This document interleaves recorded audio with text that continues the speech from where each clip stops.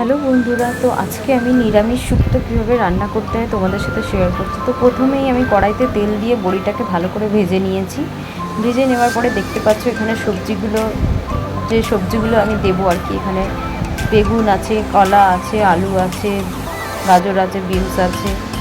তো সবগুলো সবজি আমি ভালো করে ভেজে নেব। ভেজে নিয়ে দেখো আধ ভাজা হয়ে গেছে, তো আমি তুলে নিয়েছি। তো এখানে আমি উচ্ছেটাকে হালকা নুন আর হলুদ দিয়ে রেখে দিয়েছিলাম। তো এখানে আমি ওই তেলের মধ্যে একটু ভেজে নিচ্ছি আর কি। তো দেখো উচ্ছেটা আমার পুরোপুরি ভাজা হয়ে গেছে। তো এখানে আমি তেল দিয়ে কড়াইতে একটা তেজপাতা আর শুকনো লঙ্কা আর 5 ফোড়ন দিয়ে দিয়েছি। তো ওটাকে ভেজে নেব। এখানে আমি আদা কুচিও দিয়েছি। তো দেখো আদা কুচি দেওয়ার পরে এখানে আমি সবজিটাকে দিয়ে দিয়েছি। সবজিটাকে ওর সাথে ভালো করে ভেজে নেব আবার। তো সবজিটাকে আমার ভাজা হয়ে গেছে পুরোপুরি, দেখতে পাচ্ছ।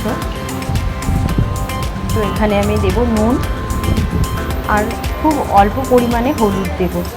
তো হলুদ দিয়ে ভালো করে আমি ভেজে নেব এটাকে। ভেজে নেওয়ার পর হালকা আমি ঢাকা দিয়ে রেখে দিয়েছিলাম। তো দেখো এখানে সবজিগুলো সিদ্ধ হয়ে গেছে। তো এখানে আমি দুধ দিয়ে দিয়েছি, 1 কাপ পরিমাণে দুধ দিয়েছি আর 1 কাপ জল দিয়েছি আমি। তো জল দিয়ে এটাকে একটু সিদ্ধ হতে দেবো আর কি।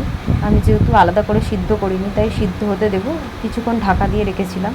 তারপর আমি এখানে যেহেতু শুক্তোতে রাঁধুনি দিতে হয়, তো রাঁধুনি আমার কাছে ছিল না, তাই জিরে ভেজে গুঁড়ো করে দিয়েছিলাম। তো দেখো এটা অর্ধেক সিদ্ধ হয়ে গেছে। তো এখানে আমি বড়িটা আর উচ্ছেটা ভেজে রেখেছিলাম, এটা হয়ে গেছে। তো এখানে দিয়ে দিয়েছিলাম। তারপরে আমি যে ভাজা জিরে গুঁড়োটা ছিল এটাও দিয়ে দিয়েছি।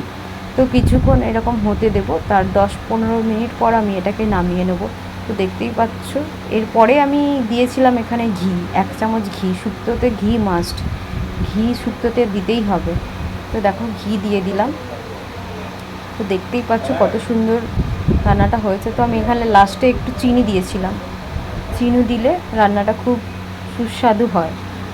তো লাস্টে একটু চিনি দিয়েছিলাম। তো দেখতে পাচ্ছ রান্নাটা খুবই ভালো হয়েছে। তো দেখো তোমরা রান্নাটা কেমন হয়েছে তো তোমরা জানিও কমেন্টে। আর বাড়িতে পারলে ট্রাই করে দেখতে পারো। আর এই রান্নাটা আমি ফার্স্ট টাইম করলাম। তো কেমন হয়েছে একটু জানাবে তোমরা। টাটা।